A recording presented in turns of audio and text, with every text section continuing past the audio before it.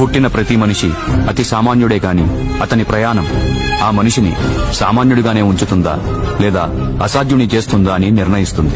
చరిత్ర సృష్టించేవారు కొందరు, చరిత్రలో నిలిచేవారు కొందరు, చరిత్ర రాసేవారు కొందరు. అయితే ఎన్ని చరిత్రలున్నా వాటన్నిటినీ తిరగరాసిన వాడు ఒక్కడే.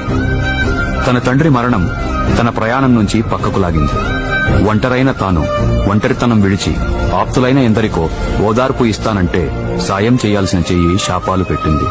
ఆనాటి శకుని పాచికలు వేస్తే ఈనాటి శకునులు పత్రికలు వేశారు.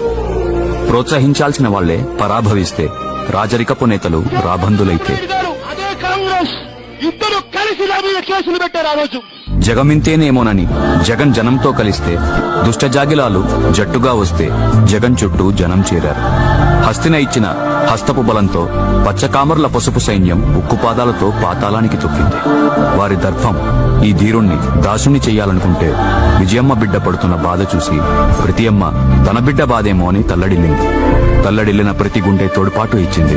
ఈ నిస్వార్థపు నాయకుడికి నిరాజనాలు పట్టింది. పాతాలపు కోటల్ని పాదాలతో బద్దలు కొట్టి జనాలు తమ భుజాలను మెట్లగా చేసి మేరునగ ధీరుడి ముద్దుల బిడ్డను పర్వత శిఖరానికి చేర్చింది. అందుకే అతని ప్రయాణం పాతాళం నుంచి పర్వత శిఖరం అయ్యింది.